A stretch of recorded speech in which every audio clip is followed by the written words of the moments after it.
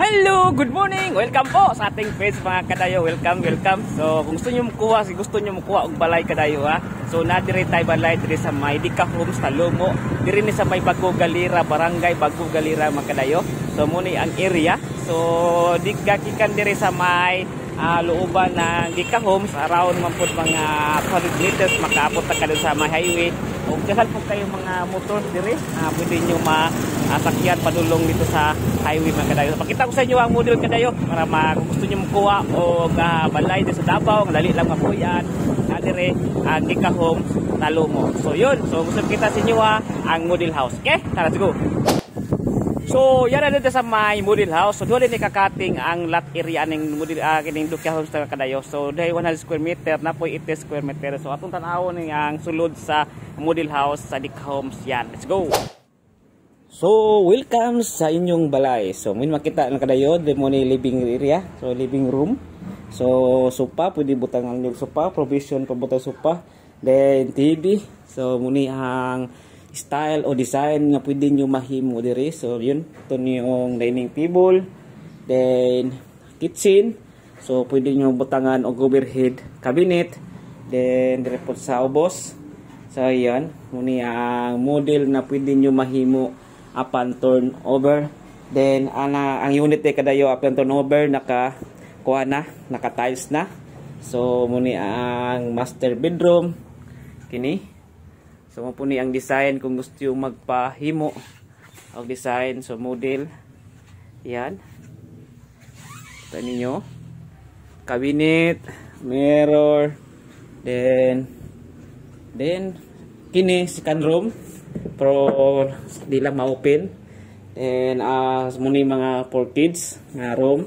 Then muni ang CR yan, lavatory yan kadayo. So butang nga pwede nyo butang. Kung nakatiles na ni kadayo ang kuan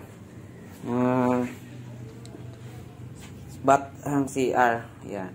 Then doon sa gawas sa likod sa balay, so makita niyo ang lababo, then tangke para sa tubig. So nagini siya kadayo, required dyan ay tangke para sa tubig nga kuan ulan.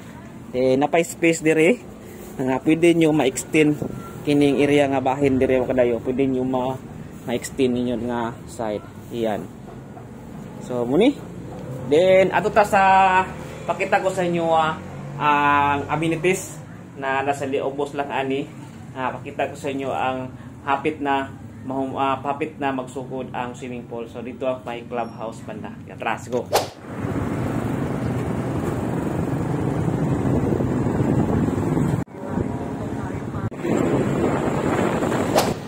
So ayan kadayo natin sa may clubhouse. So muni clubhouse sa Dika Homes kadayo. So baba lang pud ni sa model house na atong giatuan ganina. So yung liko ang kilid ani niya muni ang duha ka basketball court. Yan, dire banda pakita ko sa inyo ha. So yan duha ka basketball court ni kadayo. Dire nga side kadayo na kalsada diya pasulod padulong na dito sa may Bukid Amara katong sikat nga mga bulak ng mga mga soroyanan dira banda. So yan pakita po ko sa inyo ang provision nga hapit na magsugod ang swimming pool diri na sa taas lang banda. Okay, tara, let's go. So then ipakita ko sa inyo mo pud ni ang kuan kadayo kaning townhouse. So baba lang pud sa may bungalow house. So nadiri ang townhouse niya. Nadiri ang kuan ni park, medyo murag park ni kadayo. Then ay swimming pool dia pud nga side dia. So I don't know kung saan yun exactly nga location, basta kay patuloy gyapon sila nagtrabaho. So medyo ni mga greeny park area, then isa sa diri gibutang ang swimming pool. So napod dihay mga lake, medyo man-made lake.